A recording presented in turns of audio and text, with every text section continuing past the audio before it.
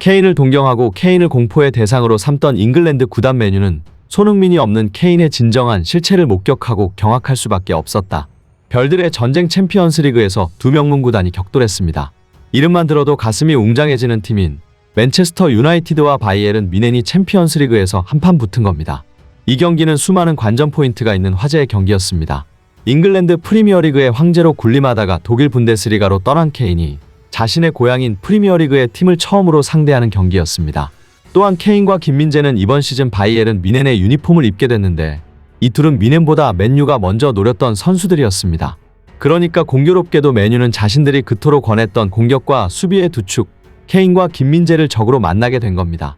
따라서 시작 전부터 어떤 경기 양상이 나오게 될지, 김민재와 케인이 맨유를 상대로 어떤 활약을 펼칠지 팬들 모두가 기대했습니다. 이 경기는 21일 오전 4시 독일 뮌헨의 알리안츠 아레나에서 펼쳐졌는데요. 소문난 잔치에는 먹을 게 많았고 7골 난타전이 나왔습니다. 먼저 김민재의 활약을 보자면 맨유전에 선발 풀타임 출전해 팀의 4대3 승리에 힘을 보탰습니다. 공격 포인트를 기록하지는 못했으나 가장 많은 클리어링과 패스를 기록하며 수비와 후방 빌드업에서 제 몫을 다 해냈습니다. 뮌헨 후방 빌드업의 핵심은 김민재였습니다.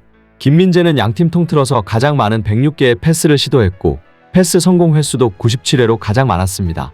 이때 패스 성공률은 무려 91.5%에 달했는데요. 이 패스 성공률은 단지 100패스, 횡패스 등의 단순한 패스로 기록한 것이 아니었습니다. 김민재는 수비수인데도 불구하고 공격지역 패스가 9회로 가장 많았고 이 가운데 슈팅으로 연결되는 패스도 있었습니다. 그러니까 김민재는 후방에서 가장 많은 패스를 찍어내며 괴랄한 패스 성공률을 기록했는데 이 패스들이 단순한 패스가 아닌 공격 전개의 핵심이 되는 패스였다는 겁니다. 김민재는 나폴리 시절부터 뮌헨에 이적한 초기까지만 해도 빌드업 능력이 약점이라는 평가를 받아왔는데 그것이 얼마나 편견이었는지 이번 경기에서 제대로 증명했습니다. 수비 스탯 역시 괴물이라는 별명이 잘 어울렸습니다. 클리어링은 6회로 양팀 최다였고 헤더 클리어 역시 3회로 1위였으며 리커버리 역시 양팀 최다 1위였습니다.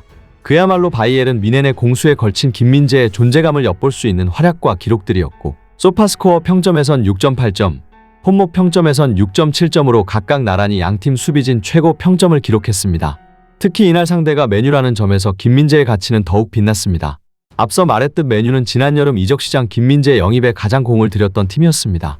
현지 언론들은 7월 1일에 공식 발표가 이뤄질 것으로까지 봤고 이미 이적료나 연봉 등도 빠르게 합의했다는 소식이 이어졌을 정도로 영입에 적극적이었죠.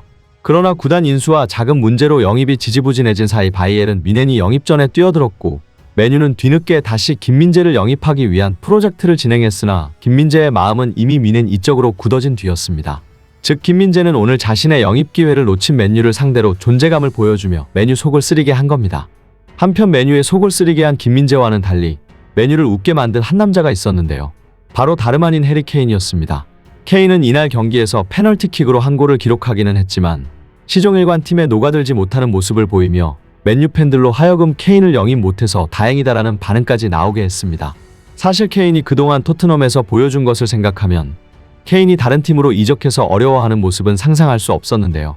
왜냐하면 케인은 레알, 맨시티, 뮌헨 같은 빅클럽보다 훨씬 지원이 부족한 토트넘에서도 모든 득점 기록을 갈아치웠는데 다른 팀으로 이적하면 잘하면 더 잘했지 못할 것이라고는 누구도 생각하지 않은 겁니다.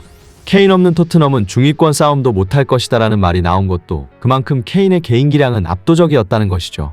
하지만 케인이 뮌헨으로 이적한 이후 감히 예상도 할 수 없었던 대반전 모습들이 계속해서 목격되며 영국 현지뿐만이 아니라 전 세계를 충격에 물들이고 있는 게 사실입니다. 케인은 토트넘에서도 30골을 넣는 선수가 아니라 토트넘이니까 30골을 넣었던 선수로 굳어지고 있는 겁니다. 대체 케인의 무엇이 문제길래 뮌헨은 모든 사명을 걸고 손흥민을 영입해라 라는 현지 팬의 목소리가 나올 정도로 새로 이적한 팀에서 어려움을 겪고 있는 것일까요?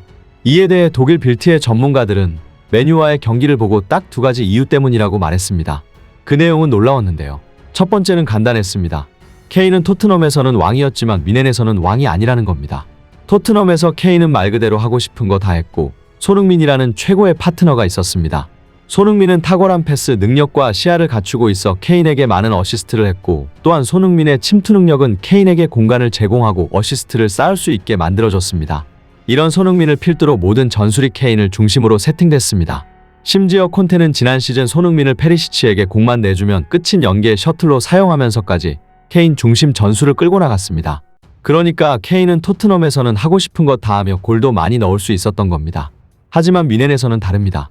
케인은 아마 미넨에서 팀이 자기 위주로 돌아가지 않는 것에 대해 굉장히 어색해하고 있을 겁니다. 독일 축구 전문가 마쿠스는 케인이 미넨에 녹아들지 못하고 있는 이유는 자기 중심이 아닌 축구를 처음 경험해보기 때문이라고 말하기도 했는데요. 행복 축구를 하려고 토트넘에서 나왔는데 오히려 토트넘에서 하던 게 행복 축구였던 겁니다. 또한 전문가들은 케인이 부진하는 두 번째 이유는 바로 케인을 보좌해야 할 양윙어들의 탐욕 때문이라고 말했습니다. 독일 매체 전문가들은 메뉴전 미넨의 공격진을 이렇게 평가했을 정도입니다. 케인 주위에 있는 그나브리, 사네, 무시알라, 코망다 케인이랑 합이 너무 맞지 않는다. 그것보다 합을 맞출 의지는 있는지 궁금하다. 미넨의 공격진들은 탐욕이 너무 심하다. 사네는 케인을 견제하는 것처럼 느껴질 정도로 패스조차 안 한다. 박스 근처에서 의미 없는 동작을 하고 반대편으로 패스하거나 백패스를 할 뿐이다. 사네는 케인을 리턴해주는 벽쯤으로 생각하고 있는 것인가? 그나브리도 코망도 무시알라도 마찬가지다. 모든 게 한 템포씩 늦는다. 이런 축구가 지속되자 케인까지도 결국 패스를 안 주고 탐욕을 계속 부리는 장면까지 나왔다. 결국 서로가 서로의 탐욕을 생산하고 서로가 서로를 삭제하고 있는 것이다. 개인 플레이를 계속하면 주위 동료들은 자연스럽게 오프 더 볼 상황에서 정적으로 움직이게 된다. 이러면 전체적인 연계 플레이가 죽어버리는 연쇄 작용이 발생한다. 케인은 메뉴전 수비수 2명이 앞에 떡하니 있는데도 무리한 슈팅을 난사하는 복수의 장면을 보였다. 이것이 후반전 메뉴의 수비 간격이 극단적으로 벌어졌는데도 이 오합지졸 조합이 추가 골을 넣지 못한 이유다. 오히려 3골 이상을 날렸을 것이다. 케인 대신 들어온 2005년생의 마티스 텔이 바로 필드골을 터뜨린 것은 시사하는 바가 크다.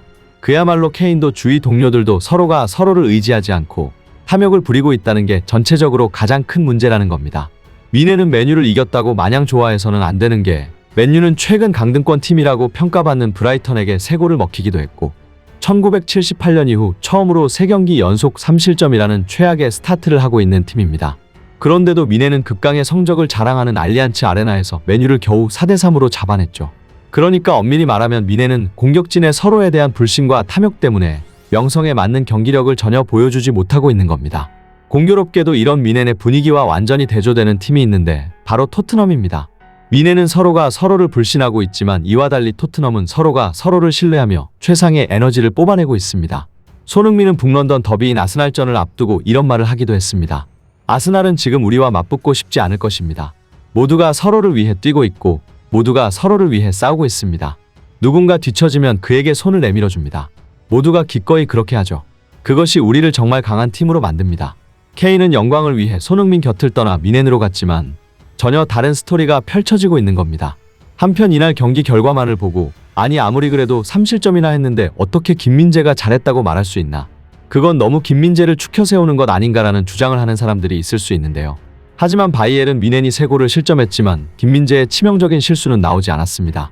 독일 현지 매체들도 미넨이 계속 실점하고 있는 문제는 팀의 전반적인 수비 조직력과 골키퍼의 개인기량 문제라고 지적했습니다. 특히 미넨은 오른쪽 사이드백에서 지속적인 균열이 발생했고 결국 마지막에는 내주지 말아야 할 프리킥까지 내주며 실점하고 말았습니다. 주전 골키퍼가 약한 것도 큰 문제인데요. 노이어의 부상으로 선발 출전하는 울라이히는 막아야 하는 슛을 막지 못해 실점하는 경우가 많이 나옵니다.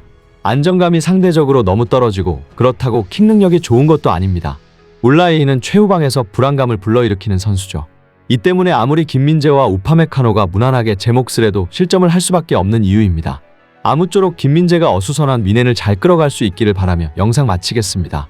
끝까지 시청해주셔서 진심으로 감사하며 구독과 좋아요 한 번씩 꼭 부탁드립니다.